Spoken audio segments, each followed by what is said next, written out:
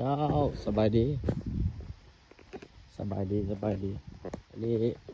ประเทศลาวเด้อปลูกทุเรียนมือใหม่ครั้งแรกปลูกอันนี้เป็นน้ำดำปลูกเดือน7วันที่15เดือน7ปี2025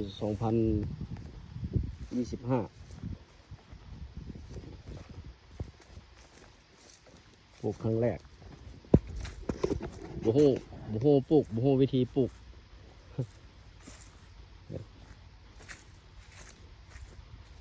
จะมีต้นแต่นี้มีต้นบ่งามปานใดอันนี้นะมีต้นสวยต้นบ่สวยบ่เสมอกัน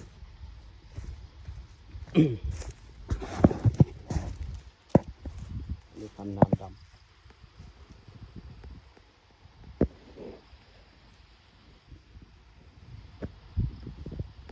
เป็นน้ำดำเด้อนี่เด้อ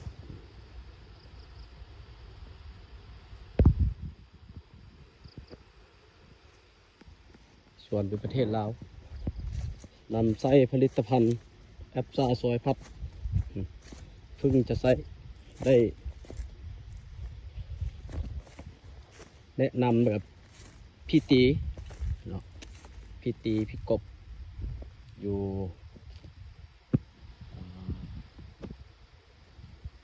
ระยองส่งมาให้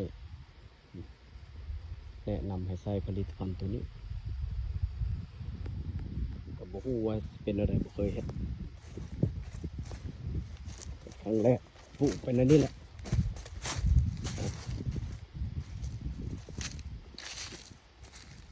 นี่แหละเป็นอย่างนี้เนี่ยทั้งแปลงก่อน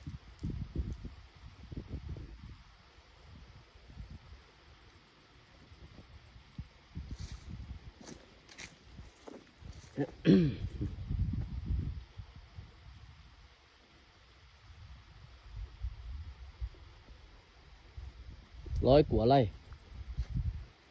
แปลงนี้100 กว่าไร่ทั้งหมด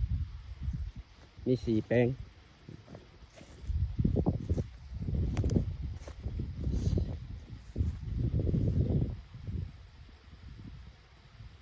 อันนี้เป็นน้ำดำ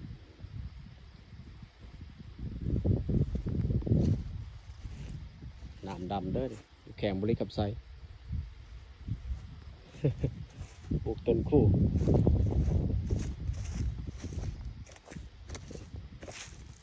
ท่อบุทันได้ถมก็ว่า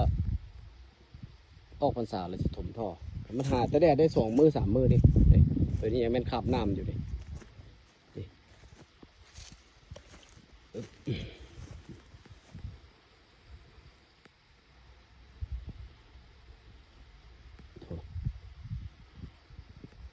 ก็พอๆกันนี่แหละ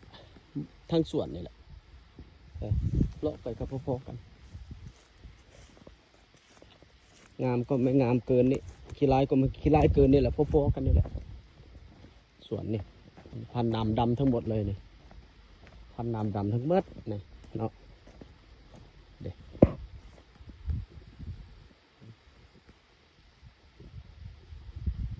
บ่เคยเฮ็ดจักเทื่อ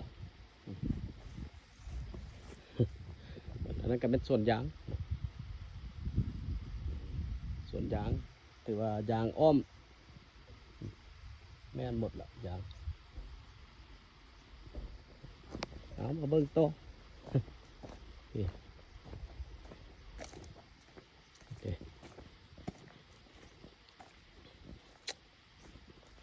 เดี๋ยวต้นบ่งามปานใดเดี๋ยวแตกดีอยู่นี่